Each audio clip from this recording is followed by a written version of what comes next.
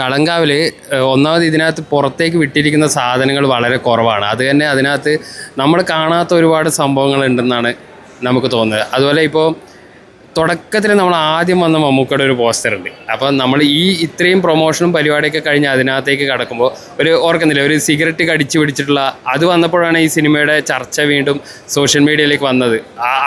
അതിനകത്ത് ഒരു കാറിനകത്ത് ഒരാളുമായിട്ടുള്ള ഒരു ഫൈറ്റ് ഒരു രീതിയിൽ, അത് വിനായകനാണോ അല്ല നമ്മുടെ ജിബിൻ ചേട്ടനാണോ ആരാന്ന് വ്യക്തമല്ല. പക്ഷെ ആ ഒരു കൈയും ആ ഒരു കോസ്റ്റ്യൂമൊക്കെ കണ്ടിട്ട് അത് വിനായകനുമായിട്ടുള്ള ഒരു മൽപ്പിടുത്ത രംഗം പോലുള്ള ഒരു രംഗം ആണെന്ന് തോന്നുന്നു. അപ്പോൾ ഇവർ കുറച്ച് സാധനങ്ങൾ വിട്ടുകൊണ്ട് തന്നെ നമുക്ക് ആ ഒരു ക്യൂരിയോസിറ്റി, ഒരു ത്രില്ലർ സിനിമയ്ക്ക് എപ്പോഴും അങ്ങനെയാണ് വേണ്ടത്. നമ്മൾ ഒരുപാട് ചിലവർ പറയുന്നത് ഇത് പ്രൊമോഷൻ കുറവാണെന്ന്, പക്ഷേ ഈ സിനിമ വളരെ ചുരുങ്ങിയ റൺ ടൈമുള്ള, എനിക്കൊന്ന് 2.25 മണിക്കൂറുള്ള ഒരു ത്രില്ലർ ജോണറിലുള്ള ഒരു പടമാണ്. അപ്പോൾ അതിനകത്ത് കൂടുതൽ ഇതിനെക്കുറിച്ച് ഡിസ്കസ് ചെയ്യും തോറും ഇതിൻ്റെ എന്താ പറയുക, ഒരു മിസ്റ്ററി പുറത്തേക്ക് പോകും.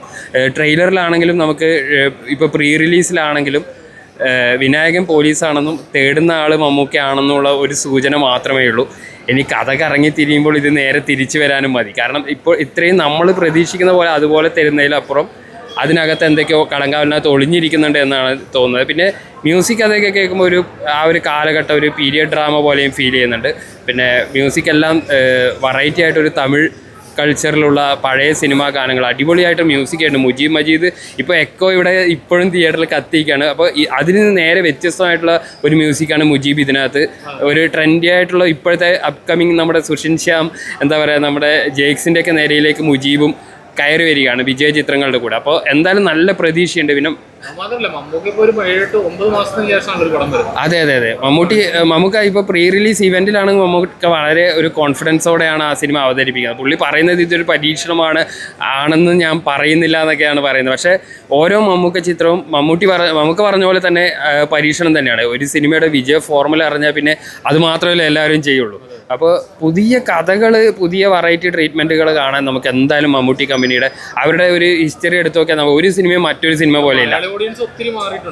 പിന്നെ അതനുസരിച്ച് മാറ്റാനൊരു കാരണമായിട്ടില്ല. ഇപ്പോൾ മമ്മൂട്ടി കമ്പനിയുടെ സിനിമകൾ എനിക്കൊന്ന് ടർബോ മാത്രമാണ് അതിന് ഒരു കൊമേഴ്ഷ്യൽ നോർമൽ രീതിയിലുള്ള ഫാൻസ് ഇടിപ്പടം മോഡൽ. ബാക്കിയെല്ലാം സബ്ജക്റ്റിൻ്റെ ട്രീറ്റ്മെൻറ്റ് നമ്മൾ പ്രതീക്ഷിക്കാത്തതാണ്. അത് കാതലാണെങ്കിലും ഭ്രമയുഗാണെങ്കിലും നൻപകലാണെങ്കിലും എല്ലാം ഒരു കലാമൂല്യമുള്ള സിനിമകൾ എന്ന് പറയാം. ഇപ്പോൾ 100 കോടി സിനിമ എന്നുള്ളത് മാത്രമല്ല സിനിമയുടെ വിജയത്തെ നിർണ്ണയിക്കുന്നത്. അത് അവർ ഉദ്ദേശിച്ച ഒരു ഓഡിയൻസിലേക്ക് എത്തണം. ഇപ്പോൾ കളങ്കാവിന് അതിൻ്റേതായ ഓഡിയൻസ് ഉണ്ട്. അതൊരു മാസ് മസാല മൂവിയല്ല. പക്ഷേ തിയേറ്ററിനകത്ത് എൻജോയ് ചെയ്യാനുള്ള, അങ്ങനെ സീരിയസ് ആയിട്ട് സിനിമയെ സമീപിക്കുന്നവർക്ക് മമ്മൂട്ടി കമ്പനിയുടെ സിനിമകൾ ഒരിക്കലും നിരാശപ്പെടുത്താറില്ല. അവരുടെ ബെസ്റ്റ് ഒരു ഔട്ടിങ് തന്നെയായിരിക്കും ഈ സിനിമ എന്ന് തന്നെയാണ് പ്രതീക്ഷിക്കുന്നത്. നല്ല പ്രതീക്ഷയാണ്. ഇപ്പോൾ പ്രീ റിലീസിലാണെങ്കിലും പിന്നെ വില്ലനാണെങ്കിലും നമുക്ക് ആ ഒരു വില്ലത്തരം, അതെ, പ്രീ റിലീസിൽ ആ ഒരു ട്രെയിലറിലാണ് കൊല്ലാൻ ഏറ്റവും സന്തോഷം തോന്നുന്നത് മനുഷ്യരെ കൊല്ലുമ്പോഴാണെന്നുള്ള ആ ഒരു എക്സ്പ്രഷൻ. ബാക്കിയുള്ള വളരെ കുറച്ച് സാധനങ്ങൾ മാത്രമേ ഇവർ പുറത്തു വിട്ടിട്ടുള്ളൂ. പിന്നെ വിനായകൻ്റെ നായകവേഷം അല്ലെങ്കിൽ ത്രൂ ഔട്ട് മമ്മൂക്കയുടെ ഉള്ള ബെസ്റ്റ് പെർഫോമൻസ് ആണെന്നുള്ള കാര്യത്തിൽ യാതൊരു സംശയമില്ലല്ലോ. ഒരു ആരാധകൻ എന്നുള്ള രീതിയിലാണ്, ഒരു സിനിമയുടെ ആരാധകർക്ക് എല്ലാവർക്കും കാണാം. ഇതിനകത്ത് ലാലേട്ട, മമ്മൂക്കൻ, ദിലീപ ഫാൻസ് അങ്ങനത്തെ ഒരു സംഭവമില്ല. സിനിമ ഫാൻസ് എല്ലാവരും കണ്ടിരിക്കേണ്ട സിനിമകളാണ് എന്നും മമ്മൂട്ടി കമ്പനിയിൽ നിന്ന് പുറത്തു വിടാറുള്ളത്. അപ്പോൾ 11:30-12 ഒക്കെ ആകുമ്പോഴേക്കും നമുക്കതിൻ്റെ ഒരു ഫീൽ എന്തായാലും കിട്ടും. അപ്പോൾ അതിനുവേണ്ടി കാത്തിരിക്കുകയാണ്.